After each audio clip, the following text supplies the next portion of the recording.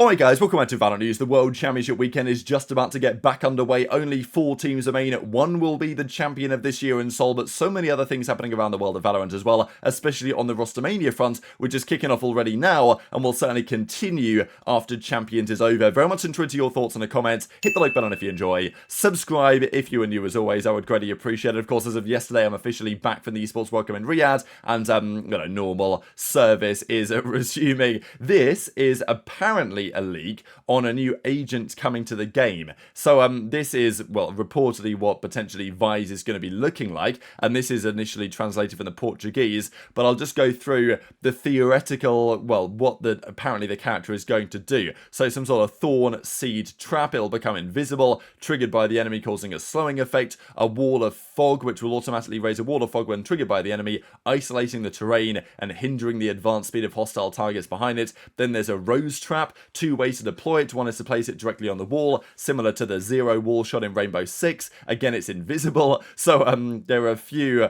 kind of questionable abilities here. And then, of course, disarm, which is the ultimate. The area can allow spikes to parasitize the opponent's weapon, achieving a disarming effect, making it completely unusable, making it impossible to use the main weapon. So then you have to switch your pistol or something. So anyway, that's apparently what the character does. Who knows if it's true or not, but time will only tell on that one. Just a quick update as well, because it was, well, we don't know exactly all the details of next year's format. They've gone through lots of the details, but it's not fully clear yet. And just the way this was announced graphically and the way that it was also talked about made it sound like that next year only the top 2 teams from the playoffs in stage 2 will qualify for champions. And therefore that means that instead of this year it being 1 team from champions points, it's actually going to be 2 teams instead. So this is pretty interesting, and as I say, if that had happened this year, 100T would have made it over crew. I generally think,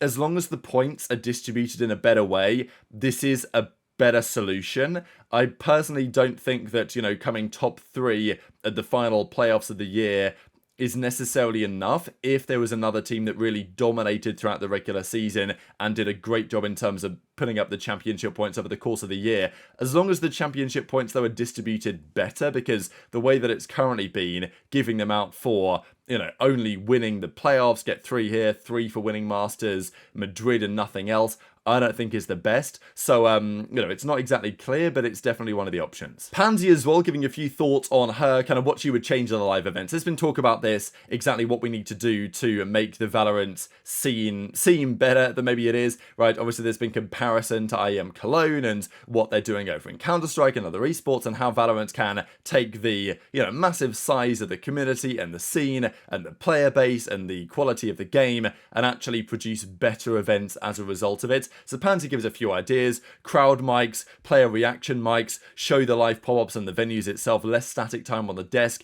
build around interest in the high quality Valorant rather than just specific fan bases for teams, which is pretty interesting one. Of course, some of these things easier said than done, and incentives involving the watch party streamers and a few other ideas. So I think it's a cool kind of perspective in general of what we need to do to improve the scene. We can always do better, and I'm sure that Riot are thinking about some of these ideas at the very least. This though, on the Rostermania side, very interesting stuff. Global Esports deciding to restricted free agent all of their players. So they're not necessarily dropping their whole team.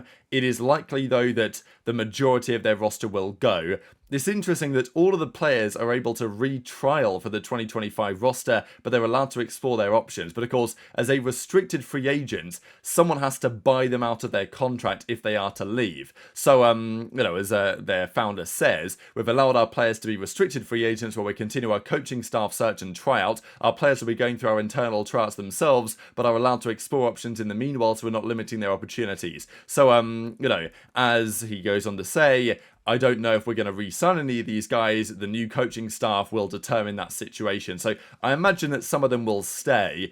Also because it's unlikely to me that any other team is going to come along and drop a bag to sign one of these guys out of the contract. It's definitely possible, but I wouldn't say it's anywhere near guaranteed that, Russ, for example, as a restricted free agent is actually bought out of his deal. It's probably more likely that they decide not to continue with him, and then as an unrestricted free agent, he can then explore options. And, if I'm a team interested in Russ, am I going to buy him out of his deal now, or am I just going to wait until the trials happen, and then if they don't decide to continue with him, then I can potentially get him for free? That's another debate. So enter into your thoughts in the comments. This is also very interesting if you guys are interested in this. Occasionally I'll mention these things. So 100 Thieves are looking for basically an expansion to their coaching staff, and as we see here, they're seeking talented individuals to join their coaching staff to work alongside Zix, their head coach. So this is the assignment. If you complete the assignment and you do it well, then you'll move on to stage 2, which I imagine is just a straight up interview process with Zix and the rest of the team. So prepare a scouting report on 100 Thieves' Icebox,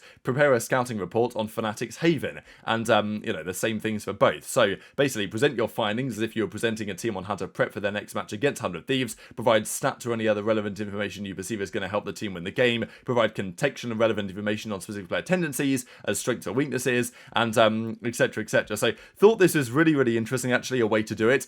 And this is 100% if you're trying to open applications for this type of stuff, the way to make it work. And this is then the application process. If you guys are interested, absolutely have a look at that. This another update for next year. There will be, in addition to team capsules and the champions capsule, be a season capsule. So there's going to be even more goods for next year. Now, I don't blame Riot for doing this. It's quality, it's premium level farming from Riot Games to add another capsule into the game. But it also means that, sure, Riot make more money from selling more stuff, but so do the teams, right? Because I imagine that at least some of the revenue trickles down to the teams, which is good for kind of everyone. So, I'm not surprised at adding more bundles, but I think it is probably a good thing for the scene in general that they are. Quickly on the Rostermania stuff as well, don't, take this seriously at all about what Cloud9 are going to do here, but, because this is just a troll post, there isn't actually any sources saying this for real, but it is an interesting post nonetheless, just to think about what this could be. We've talked about Ye potentially coming into running the Sentinel, and is this not a pretty damn nice team of 5 on paper in some aspects? Like, there's definitely, if this was the team that Cloud9 formed, if they had a bit more money maybe to form it, I would be really excited to see how these guys would get on, right? Flyer as the flex and in-game leader, Verno as the initiator coming over from Oxygen Esports, Oxy, of course, to stay, and then Ye and Marved on the Sentinel and the Smokes. Like, Ye on the Sentinel, there's been talk about that maybe is where he's going to find his role now that, of course, the Chamber meta is done and dusted. So, I don't know. Will Ye return to Cloud9 as well after what happened before? Probably not. But, of course, and then Chet says, ready for my next chapter, hashtag Cloud9 win. So, let's be real. He's probably not even going to be coaching this team, Chet, if anywhere, because the talk is that he's going to return to Counter-Strike after the NRG situation with Valorant over the last few years. But, this roster isn't going to happen. But if I was the Cloud9 coaching staff, I'd look at this and say, you know what? That ain't a bad idea. Let me have a look and at least have a word with some of those players to see if we can make something work. And obviously Ye over the last few days has certainly been hinting that the return for him is shortly going to be on the cards. The World Championship though is coming up again. 4 teams remain. This was a pretty interesting one here actually when Aspas, he touches the trophy, which was kind of considered to be a bit of a faux pas, shall we say, and then I think Kankan goes on to do it as well. Just a couple of seconds later, here he goes. Some pretty funny stuff, not really that much in it, of course. The reaction I thought from Zeltis and Tend is pretty funny, like almost recoiling at the prospect. But yeah, we have 4 teams remaining, and 2 of them are going to be in the grand finals. Of course, it's Edward and Lev on the upper side, and it's Heretics versus Sentinels on the lower side. And yeah, here they are getting ready to gear up for the final run to the championship. There was also kind of a quirky stat to think about here going into this, because if Sentinels win this event, or if Heretics win this event coming from losers, they will have to beat either one of each other, and then they'll have to beat, in order to win the event, both Edward and Lev, one way or the other, right? If you're Sentinels, you beat Heretics, you'll play the loser of Lev versus Edward, and then if you win that, you'll play the winner of Lev versus Edward. So to achieve that, they will have to beat all of the number 1 seed in the various regions, because Sentinels have already beaten Gen.G,